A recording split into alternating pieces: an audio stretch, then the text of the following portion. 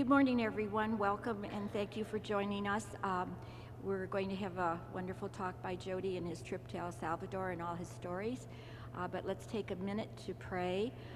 First of all, let us pray for all of those in our community that are sick, and wish and pray for them to improve and allow them to enjoy the Thanksgiving holiday with their family and friends. Let's also pray for Father Tom and his group on their trip to El Salvador, and let's wish them all to be safe. Can we just say briefly, Our Father who art in heaven, hallowed be thy name. Thy kingdom come, thy will be done, on earth as it is in heaven. Give us this day our daily bread, and forgive us our trespasses, as we forgive those who trespass against us. And lead us not into temptation, but deliver us from evil. Amen. Jodie has presented a little bio of his background. First of all of you know that Jodie Bowers is our pastoral associate at the church here at St. Dominic's in Shaker Heights. He currently serves as the director of El Salvador Mission Program and the director of Project Served, an outreach ministry connecting parishioners with their faith through acts of service. Jodie has been traveling to Central America since 1999. He has led numerous student, adult, medical, and construction delegations throughout Latin America. Jodie came to us at St. Dominic's in 2012. During his tenure, the number of annual El Salvador trips has increased from 4 to 15. Over 1,000 parishioners have traveled to El Salvador since the program's founding. St. Dominic currently supports 23 ministries and initiatives with our sister parish, Santo Domingo, in the mountain village up to, Chapada? Chotiupan. Yeah, okay. Locally, St. Dominic's Project Serve partnerships have grown in scope and depth as well. Over 1,500 parishioners are active with 34 Project Serve partner agencies in the greater Cleveland area. Jodie also directs the Faithful Citizenship Social Action Committee that advocates, educates, and promotes issues of justice, life, and dignity. Jodie graduated from St. Ignatius High School, earned his bachelor's in business administration from Loyola Marymount University, a master's degree in religion studies from John Carroll, a postmaster's degree in spirituality from Boston College. His master's thesis is on St. Oscar Romero and the Salvadorian martyrs. Jodie and his wife, Linda, reside in Peninsula, Ohio, with their 2 children, Clara and Teddy. In his spare time, Jodie likes to run, listen to Bruce Springsteen, and climb volcanoes. And like I said to him, there's going to be a lot of questions about that. Okay, we've introduced Jodie. Thank you, Donna. Thanks, everyone. Hopefully everyone can hear me. I want to thank the 60 Plus ministry for the invitation. Donna, thank you for inviting me to speak. I also want to thank Marv Posdal, who is watching at home. Marv is battling COPD, so we send our thoughts and prayers to Marv and Carol, to all of the sick members of our community. One of the blessings during the pandemic is that we've been able to incorporate some technology. So I'm hopeful that we can utilize that with these presentation screens, as well as some audio and some video. They say a picture is 1,000 words. We're going to have plenty of pictures, and I also have some video. A video, I suffice, would then be 10,000 words. So my presentation this morning is entitled Stronger Than Ever, the St. Dominic Mission Program. In Spanish, it is Más Fuerte Que Nunca, stronger than ever. And so I thought it would be appropriate if we began this morning with a moment of peace, a moment of Zen. And so those of you who are watching at home on the live stream, I'm grateful that you're tuned in. Hopefully you can see the video and you can hear the audio as well.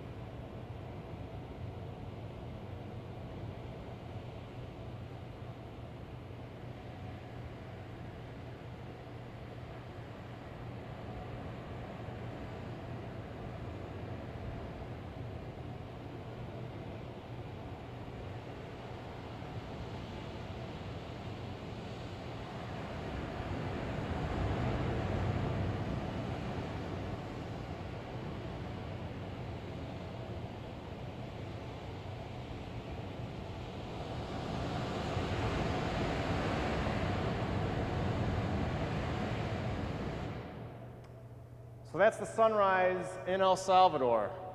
That was filmed last week during our medical mission trip.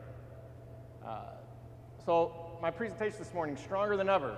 I'm going to discuss briefly the mission program history, started by Father Tom, then talk about our team. We have such a fantastic team of leaders on the ground in El Salvador that really, they're the glue, they're the saints, they're the people that make all of these miracles possible. Speaking of miracles, we have so many miracles that are happening there. I hope to share with you just a small sample of the thousands of miracles that take place every day, and then conclude by talking about our faith. So, the mission program was started in 2004 when Father Tom went to the mountainous village of Chiltiapan. And at the top of the mountain, there was a small church named Santo Domingo. And it doesn't take a Spanish scholar to know that Santo Domingo and St. Dominic are one and the same. And so that was the very beginning of the mission program. Every year we really take 6 types of delegations. 5 official delegations, then our 6th is private family pilgrimages that we offer. But our 5 delegations are relational trips, which Father Tom is on right now with a group of 13 parishioners. Medical mission trips, which we were on last week. Youth delegations, the eco adventure, and then the college scholarship sponsors trip. And as I mentioned, in addition, we also have private families that go on pilgrimage. Total of 15 groups this year traveling to El Salvador from St. Dominic. Quite a testament to the commitment of our parish community. The emphasis while we're there in El Salvador is on solidarity, it's on kinship, it's on being in relationship with our sisters and brothers. We're not there to proselytize, we're not there to bring Bibles to people, we're not there to convert anyone. The reality is the Salvadorans are the ones who are converting us. They're the ones who are opening the gospel to us. They're the ones who are allowing us to touch the wounds of Christ. And so it's a real privilege for me to be involved in this important work. I have the best job in the world. It might not be the easiest job in the world, but I do have the best job in the world. So there you go. There are our 2 parishes, Santo Domingo and St. Dominic, helping our sisters and brothers, regardless of whether you live in Shaker Heights or whether you live in Chiltiupan, to have a more dignified life, to connect with our inherent human dignity as children of God. So as mentioned, Father Tom founded the program in 2004. We have 23 ongoing ministries and initiatives in El Salvador. Some are major ministries like the clinic, which was very vital and important during this pandemic year. And then some are small and unique and personalized. Like I see Dora is here with us this morning. Dora started a women's ministry to help women with feminine hygiene products, to help them with undergarments, with other materials so they can have, again, a more dignified life. So some grand programs, some smaller programs, all miraculous. So I want to begin my presentation by talking about our host team. All the miracles that are taking place in Chiltiupan are taking place because of their love and support. We really do have an amazing, dedicated team. These people are saints. They're good at what they do. They are gifted at what they do, but they also have a really good time doing it. I think sometimes when you're involved in ministry, I think we can encounter people that, they're doing the work of God, but they don't do the work with joy. And Pope Francis has been so influential about the joy of the gospel, about evangelizing, about reaching out to others with a sense of hope, with a sense of happiness, with a sense of joy. And that's our team. One of the refrains that we hear on our trips is, the people in El Salvador are so poor but they're so happy. And there is some truth to that. But I also cringe when I hear that reflection, because their happiness somehow dismisses our obligation to seek truth and justice for them, or truth and justice with them. And as you dig a little bit deeper, their joy is really rooted in a lived experience of the resurrection. You see the Paschal mystery on a daily basis in El Salvador. You see the suffering, you see the death, but you also see the hope, the new life, the risen Christ everywhere you look. And that's why for so many people here in Cleveland, these trips have become addictive, have become part of a fabric of who we are. It's just become what it means to be a St. Dominic parishioner. So our first saint is Sister Irma Molina. Sister Irma is the principal of Santo Domingo School. She coordinates our college scholarship program, our adopt-a-school program with 15 schools in the municipality of Chilteupan. She's the leader of her Dominican community, and she's visited here twice, in 2013 as well as in 2016. You may recall we did an Easter collection so she could start vocational training programs for kids who didn't have the aptitude to go to college, but she still wanted to provide them with some sort of training. Our parish raised $25,000 for this cause, a miracle. And so Sister came forward and we had a giant check that we presented to her. You may remember that. We had good fun with that. I said, Sister, you don't receive the money unless you fold that check up and take it in your suitcase. And so we had a bit of laughter about that. Our next saint is Anya Tucker. Anya comes to us from Ireland, born and raised in Cork, Ireland, and then, as is the European custom, after you graduate college, you travel throughout the world. Even here in the United States, when kids graduate from college, they might backpack across Europe or backpack across South America. Anya went and settled in Colombia and lived in Colombia for several years, and then in 2011, she moved up to El Salvador. She's just been a godsend to our program. Many of the initiatives that are happening there are because of her leadership, her hard work. She understands the American culture. Her mother is American, her father Irish, and so she understands the language, the customs, the culture, and so it's been really wonderful having her with our program. And she oversees everything, and everything plus more on top of it. Our next saint is Herbert Herrera, and Herbert is the co-director with Anya of our mission program. He's a leader in so many different ways. He leads our Obras de Caridad ministry, which is the Salvadoran equivalent of St. Vincent de Paul. He is our lead host and translator. He's a graduate of our college scholarship program. When he graduated, in Thanksgiving for everything that he's done for the people of our parish, we bought him a car, bought him a nice little used Toyota Corolla that he zips around the mountain in. He visited Cleveland in 2016. That's an image of Herbert and Dr. Brad Champagne at Cedar Point. Dr. Brad and his wife Christina Champagne founded our college scholarship program. So all of the miracles, all of the students who have graduated are thanks to Brad and Christina's vision. So we took the guys to Cedar Point, and they hated the experience. Going on a roller coaster was like an out-of-body experience for them in a negative sense, which was ironic because you can put them on the back of a horse or in a 4x4 pickup truck on the side of a mountain, and they don't think twice about it. But you strap them into an OSHA-certified roller coaster with all the safeties and buckles and gizmos, and did not have a good experience at Cedar Point. We still had fun, but it was one of those one and done type things. Our next saint, Oscar Reyes, he's also a co-director of the mission program. He's a leader of our college scholarship program, a graduate of the program, and now he leads the program that he graduated from.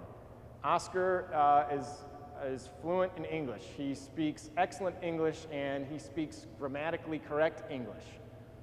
And so much so that prior to getting involved in our program, he went and was the principal at an English academy in San Salvador. And we said, you know, Oscar, we have so much work that's going on down here in Chiltepán. I know you're working in the capital. Would you want to come back and work for us? And so now he does. He teaches Saturday English classes. Each Saturday, he teaches 4 90-minute courses. 2 basic courses, basic English, an intermediate course for 90 minutes, and then an advanced English course for 90 minutes. Our rationale for doing that is, you know, everyone needs to have English. It's just such an important resource to have. We had college students who were studying math, for example, and they were adding an extra year or 2 onto their studies because they were studying their math major, and then they were also studying English. And so we said, that's wonderful that you're studying English, however, we have sponsors in Cleveland that are spending their hard-earned money, and so it would be better if we could hire someone like Oscar. Oscar could teach the courses, we pay him, the students come on Saturday for free, and then they can get through with their degree program on time. And so it's been a win-win for everyone. Oscar also visited in 2016. That's a beautiful photo of Oscar, his wife Araceli, and his angel Bianca. Earlier in the summer, Bianca passed away. Bianca was born with congenitive heart defect, and she had heart surgery. It was very sad, and unfortunately, things did not work out. But we know that Bianca is now watching over Oscar and Araceli, and Bianca is also watching over the entire mission program. I can tell you that from being friends with Oscar, which is a gift in and of itself, I can tell you that talking with him last week, it's been difficult. You know, bearing your child is difficult. But Oscar is resilient. Oscar is a person of faith. And even though he's going through a very difficult time, we know and he knows that he is growing stronger each day.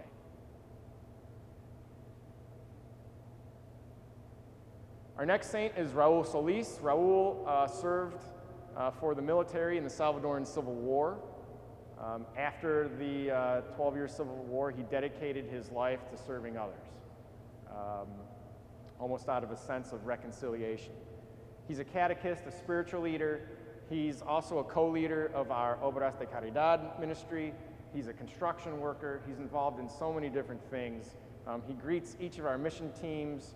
When we get off the bus, he greets us with a big abrazo, a big hug, and he's just so special. He's about 5'4", but he really personifies hope in the resurrection because he's always so happy, so joyful. Next is Aristides Salazar. Aristides is the foreman. Not only is he the foreman, but he's really the brains and the wisdom behind our home building projects. And I hope to show you some of those houses here in a moment. He builds these houses, he designs them, he has a vision of an architect to help the families that he supports. He's a philosopher, he says very profound things, he's a translator. He came to Cleveland in 2015. He's just a tremendous asset to what we're doing. Next is Jesus Aguilar. He's also a graduate from our college program. He teaches English down at the El Zonte School, which is another school in our parish boundaries. He was recently elected to the city council, which was really exciting. So he's a politician, so you got to watch out when you talk to him because he's always trying to shake your hand and pat you on the back. But we have good fun with him. He's a translator, he's a gifted musician. He's a really wonderful asset to what we're doing. Chaya, Isaias Chaya Garcia. He's our bus driver. And he performs the simple, humble, yet amazing responsibility of getting us from point A to point B safely, and allows all of our St. Dominic delegations to have a sense of comfort and safety when they're with him. His bus is named Disco Boy. Don't ask me why his bus is called Disco Boy. It's just, there's a sticker on the side of the bus that says Disco Boy, and so we call him Disco Boy. So there's Chaya. This is our group. Again, we're coworkers, but we're also friends. And yes, that is a volcano. We have a little fraternity that we call ourselves the Chicken Brothers, the Pollos Hermanos, the Chicken Brothers and Sisters. So we have fun together. There's Father Tom with a couple of the Pollos Hermanos. This was at Herbert's graduation. Father Tom went down there for the celebration. So I'm so grateful. I can't say enough. Our team down there is so amazing, so wonderful. It's like, I use the metaphor, it's like when you have an old 8-cylinder classic car, and sometimes it takes a little while to get it tuned up, but when you get it tuned right, it just runs. That's how the program is right now. It's clicking on all cylinders, it's purring along, miracles are happening every day. So speaking of miracles, there's Father Tom at one of our latest miracles with Carlos, who received a new home. This picture, I think, was on the front of the bulletin. I'll say more about this house in a moment. The biggest miracle that we received was when Father Tom was battling leukemia. Lymphoma. When he came into my office and told me the devastating news that he had cancer, I said to him, well, we're gonna pray to Saint Romero, and one day you're gonna put a plaque up on the wall. At Romero's apartment in San Salvador, people place plaques in gratitude to Saint Romero for the miracles that they have received. As you know, in the Catholic Church, you need to have 3 miracles to be declared a saint. And so at Romero's house, there are a wall of hundreds of these plaques. And so after Father Tom beat cancer, he went down there and put a plaque of his own on the wall. And so you see all these plaques of people from various places in El Salvador, and then you see a little plaque that says Cleveland, Ohio.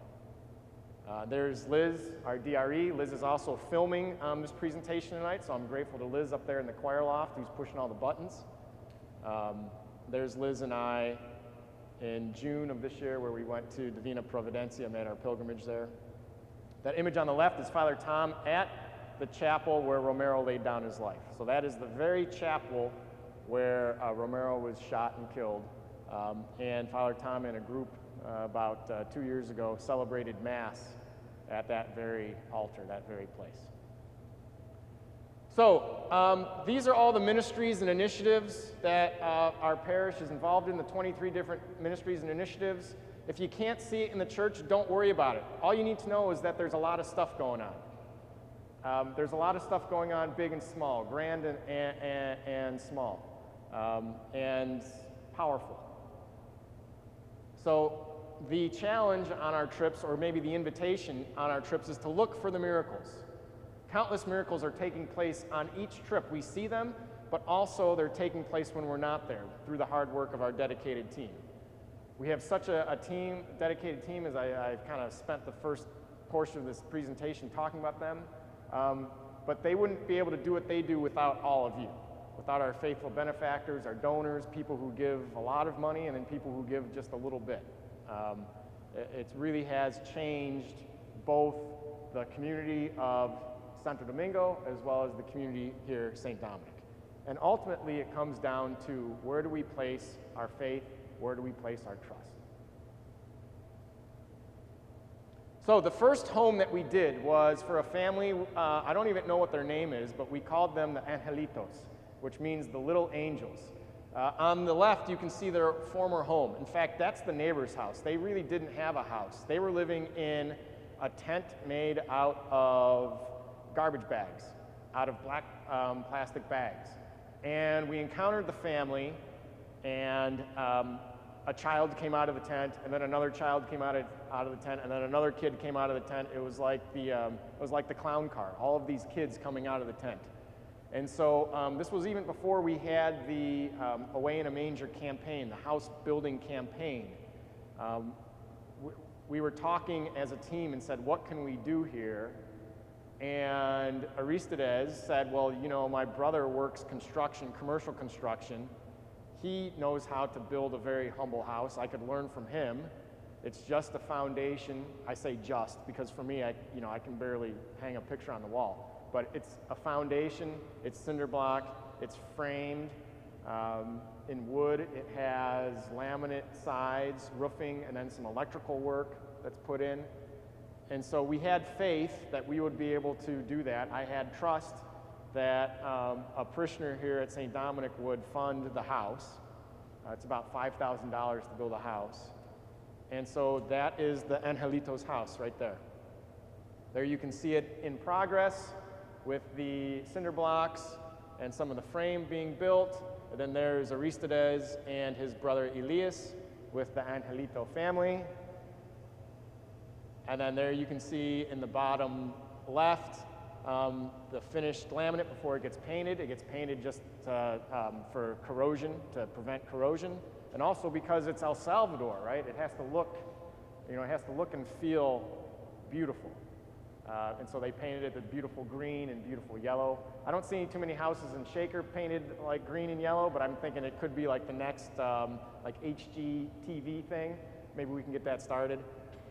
So there you have the Angelito family. The next house we did, the Quijadas, that was their home, a shack falling over on the side of a mountain.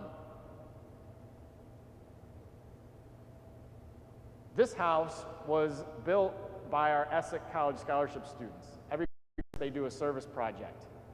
And Aristides, of course, showed them what to do. Aristides was the foreman, but we had 100 students. Some kids were there to dig, some kids were there to lay bricks, some kids were there to put up walls. We had some kids who were studying to become electricians, actually use their training to install electricity in the house. We had other kids who were involved in architectural programs who helped with some of the design. So it was a real positive experience for the family, obviously receiving this tremendous gift of having a new home, but also for our college kids. What a blessing for them to be able to do this.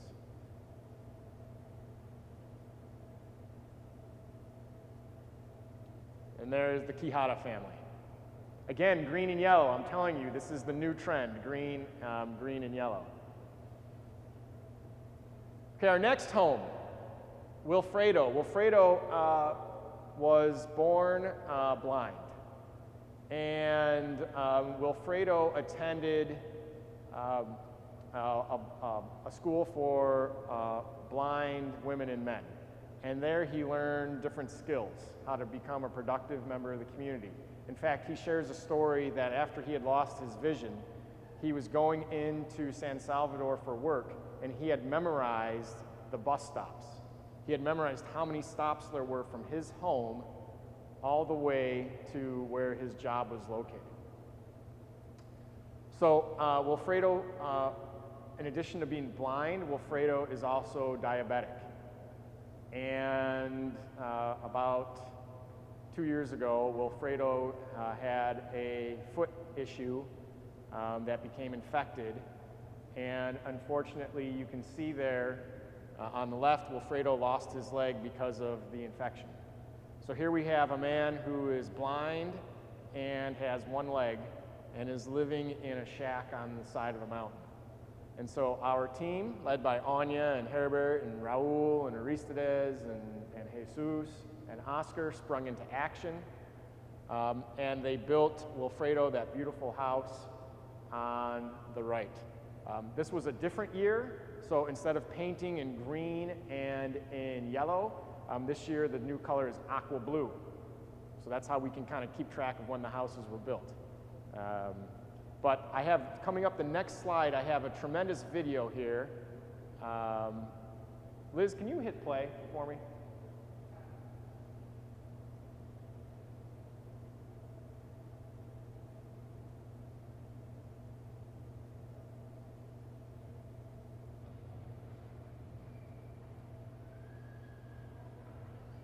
So I want you to notice in this video how Aristides adapted the home to make it wheelchair accessible.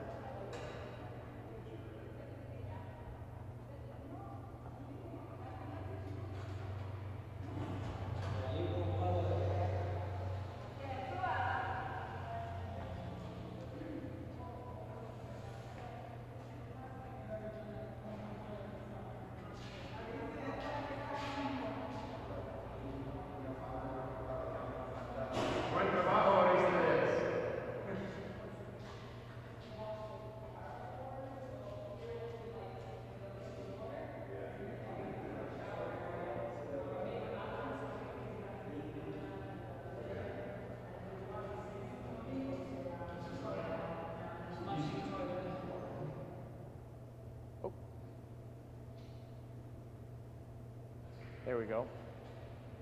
So this house actually has indoor plumbing.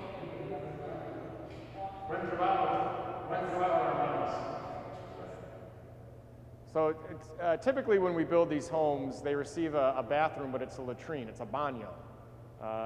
It's a hole in the ground, but we of course make it private and dignified. Because of Wilfredo's situation with being in a wheelchair, that situation wouldn't work. And so they engineered indoor plumbing. With a flushing toilet, with running water, with a sink, which that's miraculous. So there's Wilfredo sitting in his hammock with our medical group from last week, and he told just the story of how he never really wanted help. He never asked for help. What he wanted was he wanted a job. He wanted a sense of dignity. He didn't want a house, but the Holy Spirit said, you're going to get a house. So, and there's Aristides. He took this picture. It's kind of remember how there used to be that giant banner of LeBron James down on the side of the Sherwin-Williams building in Public Square? That's kind of like Aristides in front of Wilfredo's house. We are all witnesses. We are all witnesses of this miracle. Okay, next is Carlos. Carlos is a member of our St. Vincent de Paul ministry, the Obras de Caridad ministry. Carlos also is poor. He's a very poor person who's helping out other poor people. And so after we had visited Carlos's house, we recognized, oh wow, you know, you're going out, you're helping others, you're helping feed others, you're a member of our health promoter team, you're helping other people with getting new houses built, but yet your house is falling over.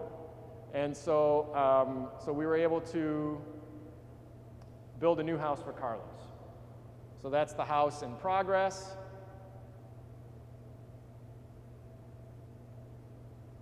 And there is the house almost finished.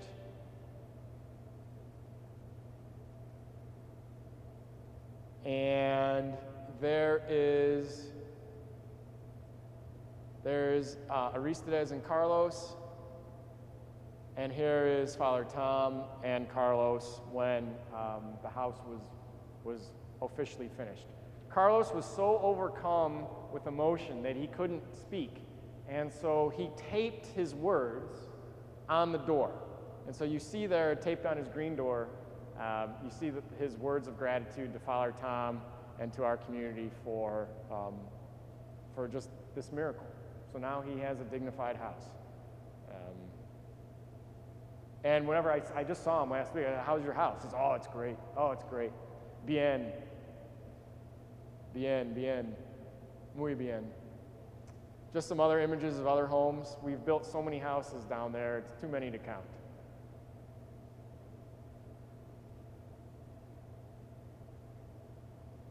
Other houses.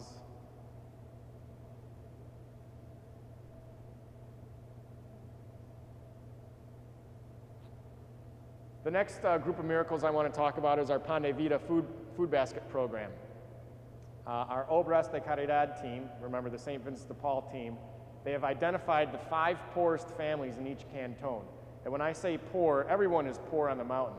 But these are families that are really in a dire situation. For example, the person has a disability, is missing a leg, missing a limb. It could be a widow who has to care for a dozen children. These are really situations of heartbreak and desperation. And each month, our team distributes food to these 110 families. During the pandemic, because of the lockdown, people not being able to leave their home, people not being able to go to work, we increased the number of monthly food baskets from just over 100 to 600, which is quite a feat. So here you can see some of the recipients of our food baskets.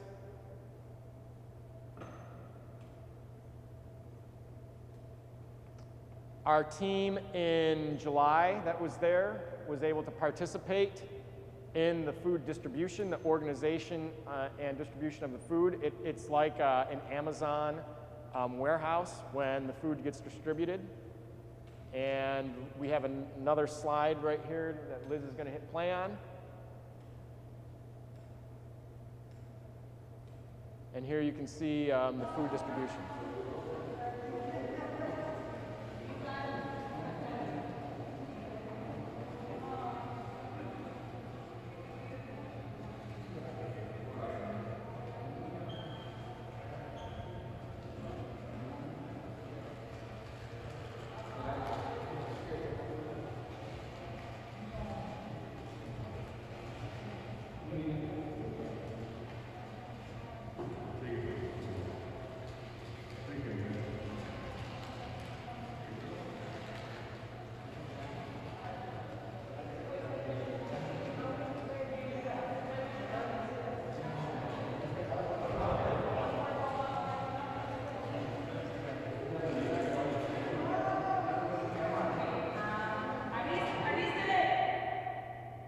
Okay. So there you can see, these are the that picture on the right is the families lined up on the morning of distribution day. And there you have Jesus Lopez and Maribel Rivera, parishioners on the left that participated in the food distribution.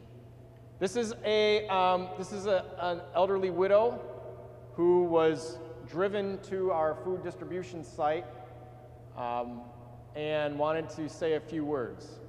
She was driven by her neighbor. This is just a neighbor, not a relative. And so, Liz, if you can hit play again. Bien. It's only me and my house. We don't have any help in other parts.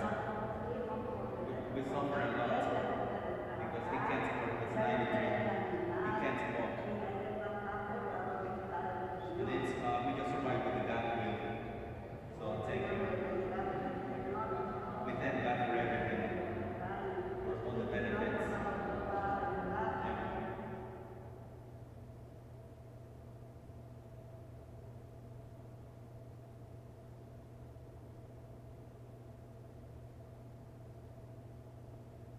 Okay, well, the last part didn't go through, but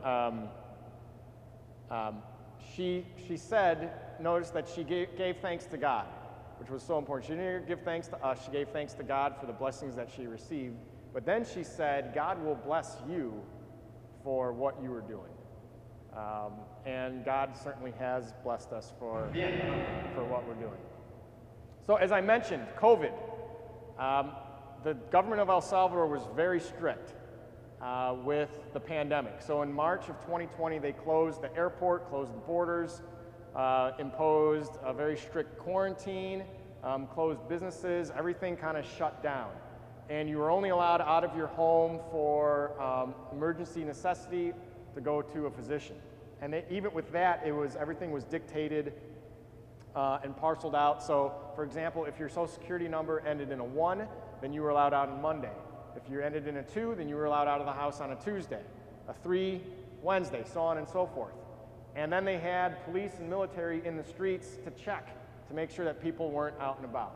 So what had happened was the local economy in Chiltepán, which is, struggling, the local economy, there was no employment, no money, and so people were going hungry. And so our team received special humanitarian permission from the government to go out into the streets. And so we delivered. We were doing the Pan de Vida program, but we were actually doing home deliveries, going into each of these cantons.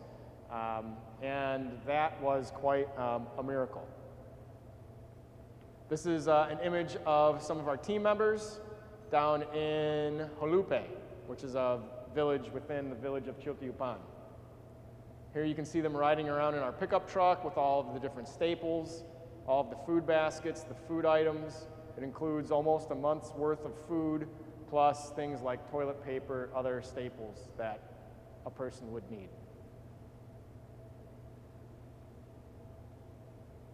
So here you can see the group out and about. I mean, this is what they did every day during the pandemic. Remarkable.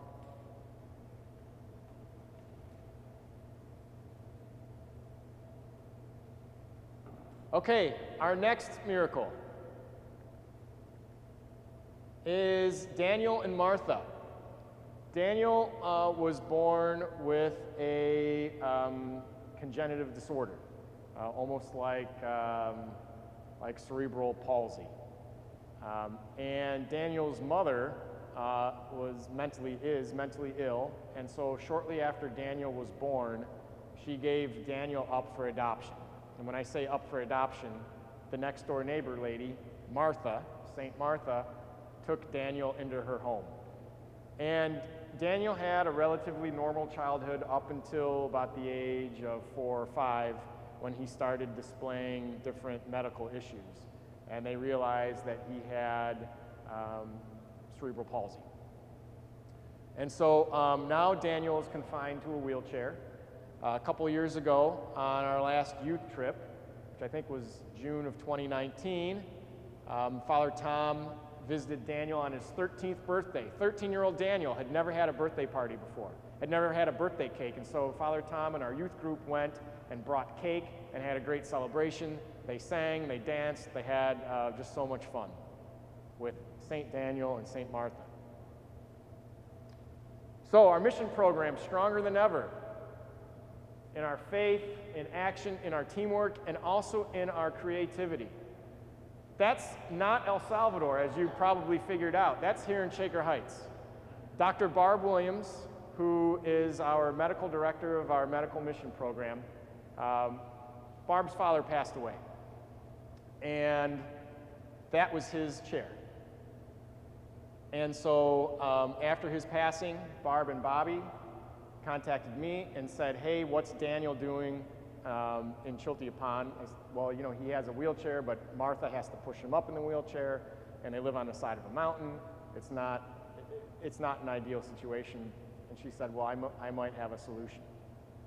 And so teamwork makes the dream work, right? And so it took teamwork up here in Cleveland and teamwork down there. So there's Joel Serrano from our maintenance team and Tim Sokol. We went over to Barb's house and we picked up this thing. It weighed about 300 pounds. And we got this wheelchair in the back of the St. Dominic pickup to take down to El Salvador. I had gone in the wheelchair to Cleveland Hopkins the day before our trip left, and I said, I want to check in my chair. And the ticket agent said to me, well, why are you not sitting in it? And I said, well, you know, I kind of need it for this and that, but I don't really need it. You know, I was caught off guard, and forgive me, Father, I was lying. Okay, a little bit, right? And they said, well, you're going to have to check this as cargo, and cargo is charged by the pound, and that thing is really heavy. That's going to be several $1,000s to get on the belly of the plane. But if you have someone in your delegation who has a disability, we have to take this because of the American with Disabilities Act. So that evening I called my cousin.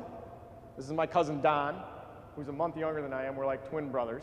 And I said, hey, I got this project for you, and it's going to start in about 12 hours. We're getting on this plane at 6 a.m. When we get to Cleveland Hopkins, I need you to help me unload this wheelchair out of the back of my SUV, and then you got to ride in it. And he was like, yeah, okay, that's a little bit. And I said, if people ask you questions, just look at me and I'll come up with an answer. So we get to Hopkins, and he's wheeling in his wheelchair, And members of our delegation we've been meeting and planning for this trip look at it and say, Don, what happened to you? Are you going to be able to go to El Salvador? What, did you break your leg? And what's going on here? And so we got the plane, we got the wheelchair on board the plane. That in itself was a miracle. Don realized that when you have a physical disability, people sometimes treat you as if you have a mental disability as well.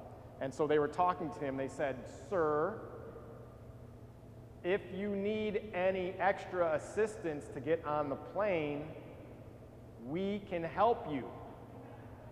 And so he just turns, and he was playing it really cool. He just turned and looked at me and didn't say a word. He kind of turns and looks at me, and it was almost like that Penn and Teller, where they got the one magician who talks and the other one doesn't talk. That's pretty much what happened here. So he got on the plane. He faked a limp when he was getting on the plane. Our plane gets down to Houston, and we told the baggage team, just check it all the way to San Salvador. We don't want to mess with it. Just check it all the way to San Salvador. They were a bit perplexed. How are you going to be able to navigate the giant Houston airport if your brother here doesn't have his wheelchair? I said, don't worry about it. God will provide. And boy, did God provide. Donnie springs up out of his chair. We land in Houston, and he raises his hands up. Everybody on the plane starts, what's going on here? And he says, it's been a miracle. I can walk. So we had a really good laugh about that. It was quite funny. Then we got down to San Salvador, and we realized we have to check this wheelchair through customs. So we said, Don, you got to get back in the wheelchair. And so there he is down in San Salvador. And he's riding around in the chair, so we had a good belly laugh with that. But anyway, then it's got to get in the truck. So we got the truck in Cleveland filled with snow. We got the truck in San Salvador with palm trees in the background.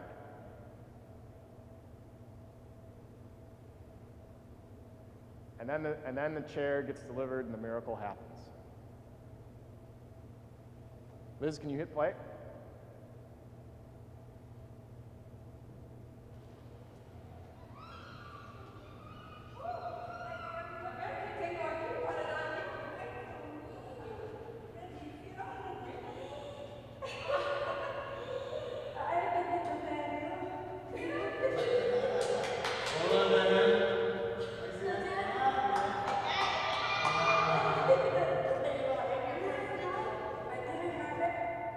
So when Anya drove the chair in, Saint Martha there said, "Un bendición," a blessing. Herbert, who's part of our team, he always says to everyone during the trips, "You are the hands and feet of Jesus Christ," and that was never more evident than during this experience. So there's Daniel in his little, he calls it his cochecito, his little car, and now he's hot rodding all over the mountain in his cochecito.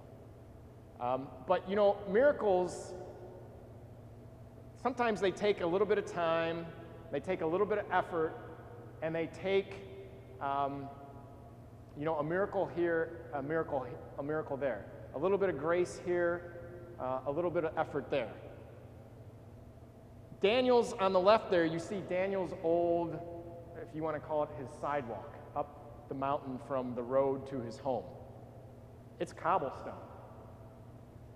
A couple of years ago, even before the wheelchair was even in our vision, a St. Dominic parishioner said, "I want that to be paved and flattened so Daniel can at least his mother can at least help him navigate that."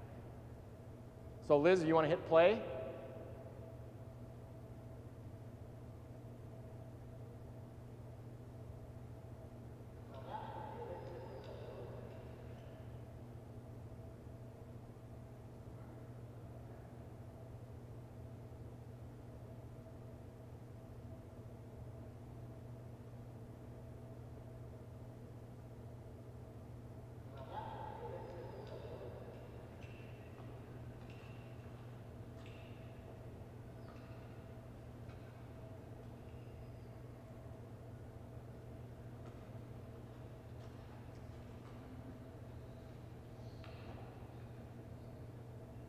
And then Liz, you want to play the right side?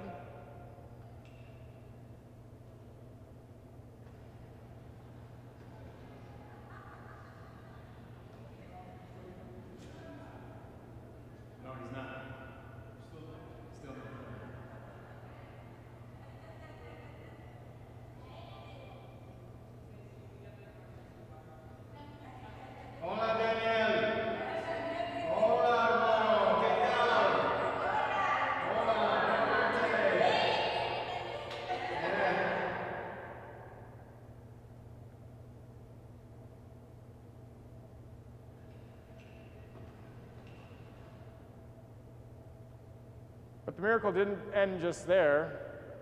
Daniel's house was not necessarily wheelchair accessible, and so we built him a new one.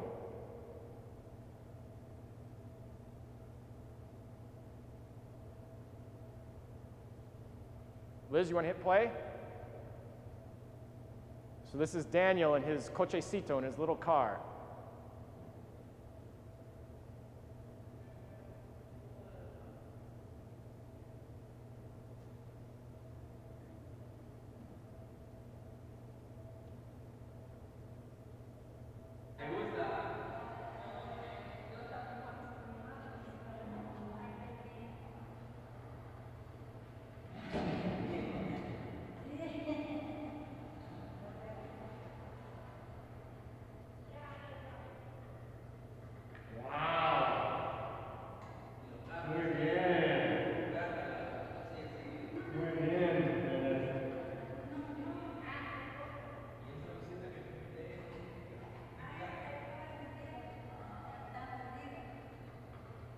Muy bien, Daniel.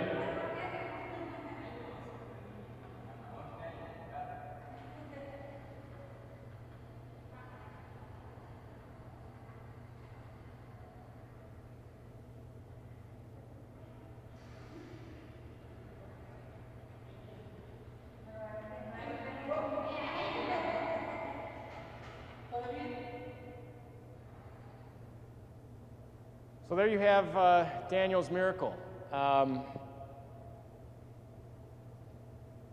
There you have Daniel's miracle. You know, Daniel will never be healed with his cerebral palsy. But miracles come in so many different shapes and forms. And maybe the miracle that took place with Daniel was really a miracle for us.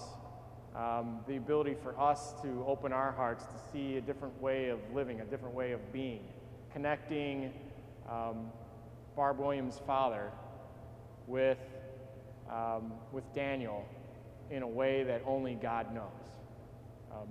Maybe that's the real miracle here in Daniel's situation.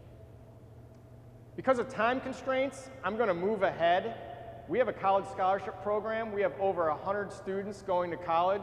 We just celebrated 46 graduations during the pandemic. Students who graduated in 2020 and students who graduated in 2021.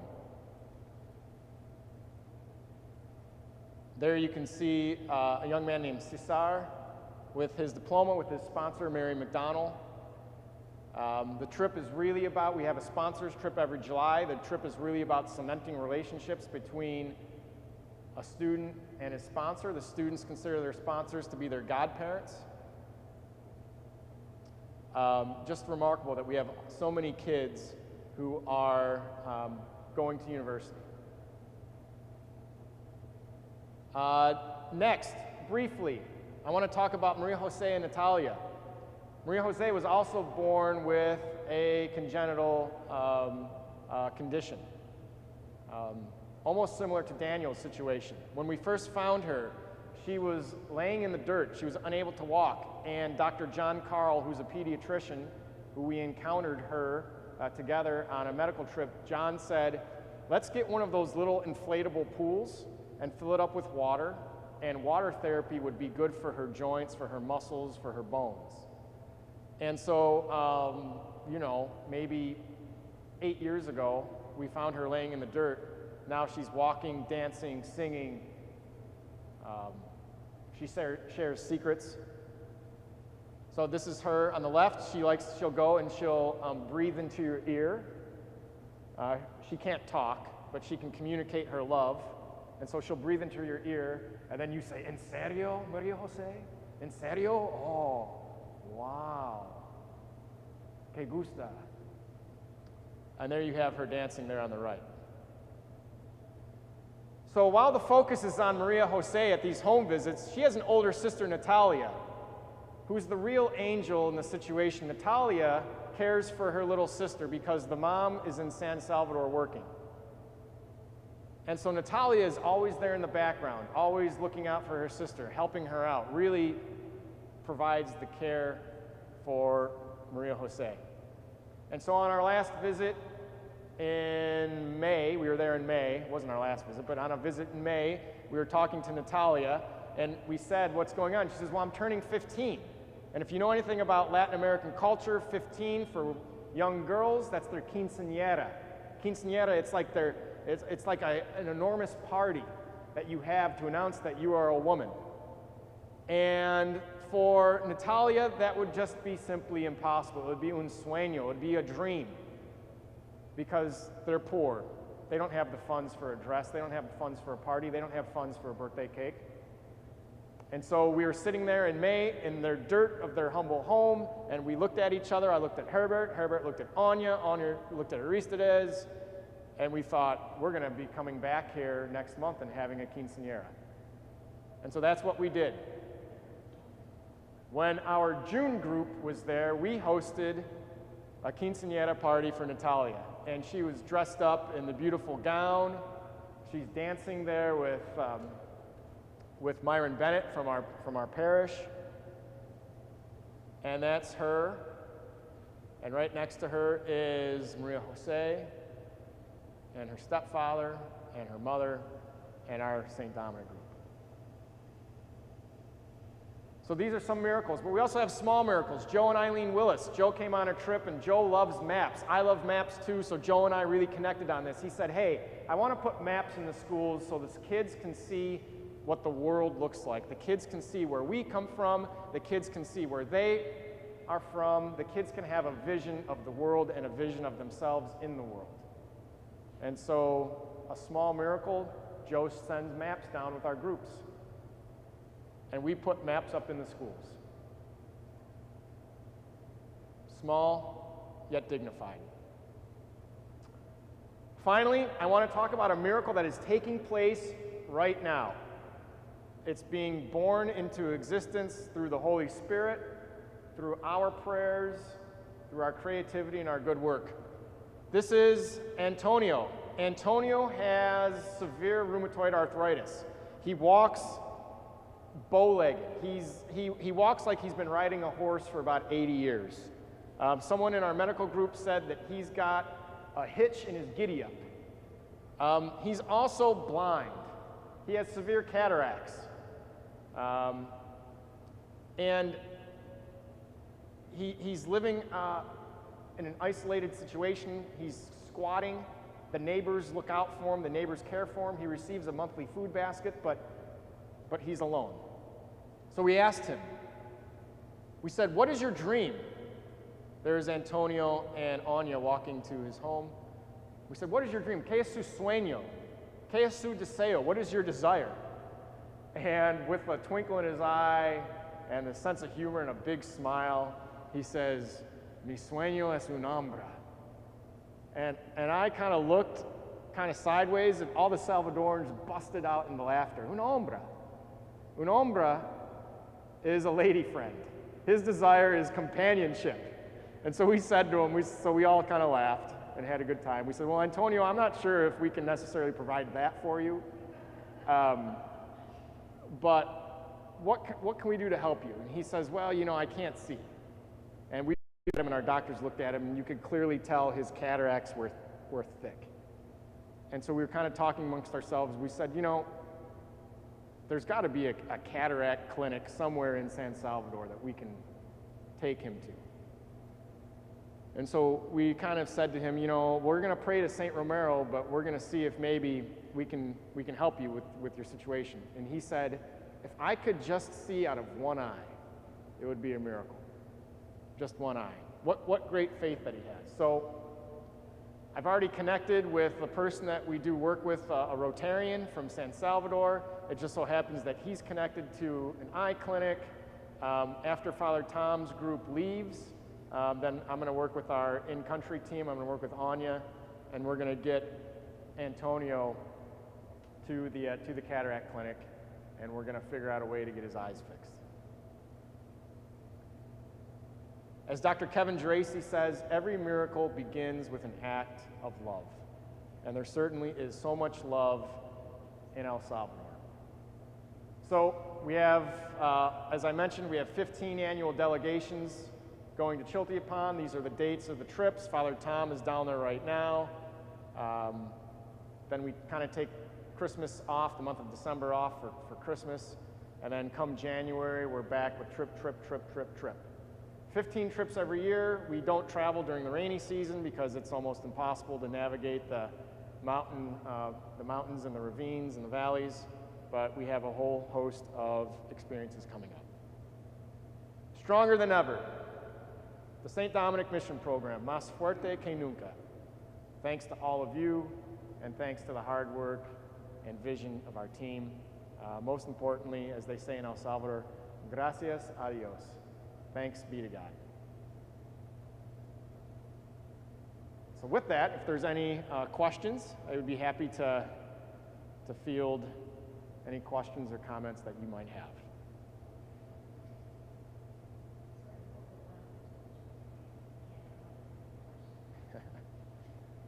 So Donna commented, she said, for those of you at home, she said she's a bit overwhelmed and can't necessarily come up with any questions. You know, I'm privileged that I get to go on a lot of these trips. I don't go on all of them, but I go on a lot of them. And I often feel like, okay, I've been there, done that, I've seen everything there is to see. And then you encounter someone like Antonio, who has such great faith, and he only wants to see out of one eye. That it's humbling, it's overwhelming. There's no superlative that you can use to describe the experience other than you just have to go and see it.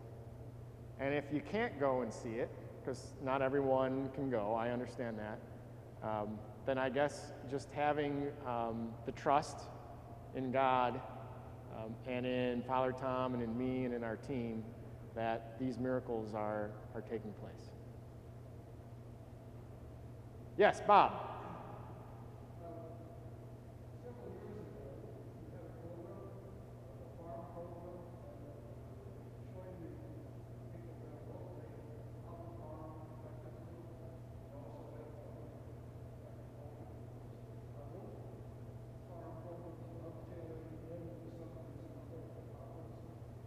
Yes, so the farm. So I can give you an hour answer on the farm, or I can just kind of tell you that the farm is going reasonably well. We worked with the Solon Rotary Club. Parishioner Glenn Gable is the head of the Solon Club. One of the problems that they had at the farm was irrigation, and so we drilled a 505-foot well, which those of you that know anything about wells, most wells on properties are between 50 and 100 feet, but because of the mountainous area, we had to go 500 feet into the ground, often into volcanic rock, because it's a volcanic area, and we hit water, and that well provides water not only to the farm, but it also provides water to the nearby community.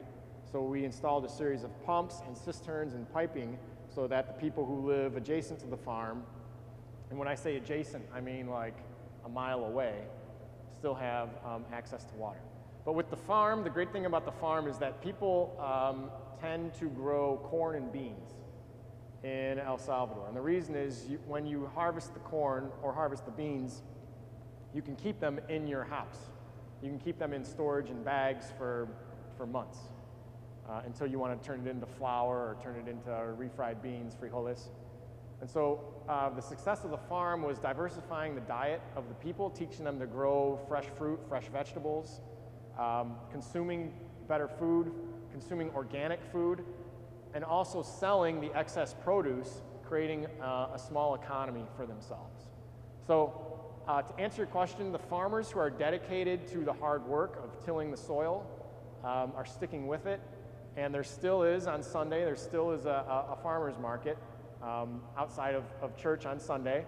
We just bought this giant papaya. I mean, this thing looked like a gigantic watermelon. It was so big. You get the papayas at Heinen's, and they're like this big for like $9.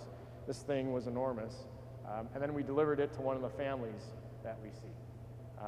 So the farm project is, there's so many miracles, Bob, that it would take me 3 days of presenting to talk about all the different things going on.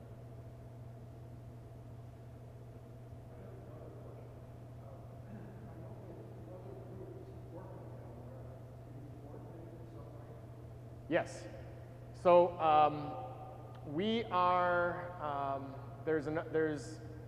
so CLAM, the Cleveland Latin American Mission, which was started just after Vatican II, sent Cleveland missionaries, priests and nuns, down to El Salvador, and one of the mission outposts was Santo Domingo Church. So Father Rob Reedy, who was the former pastor, he's now semi-retired, he works mainly on immigration issues now. He was the pastor at Sagrada Familia when he came back to Cleveland. He was at Santo Domingo for like 17 years.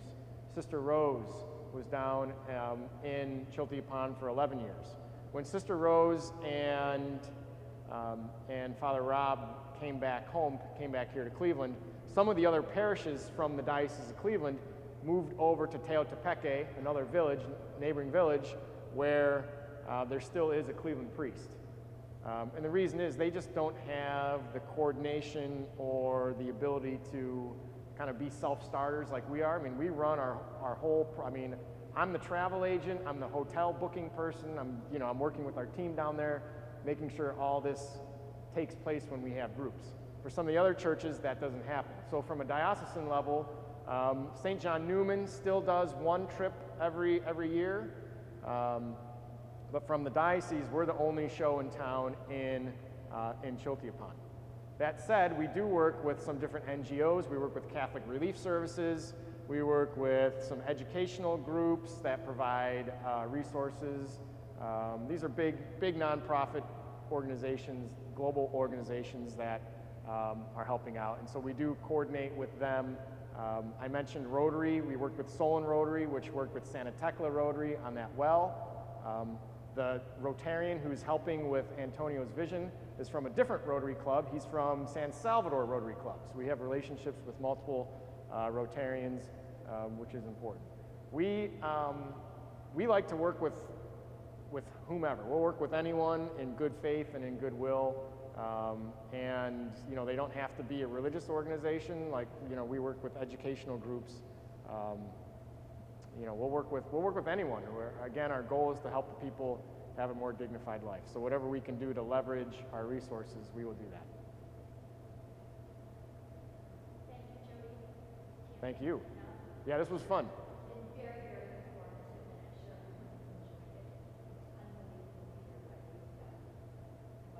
What the parish has done. Yeah, what our team is doing. Yeah. So thank you.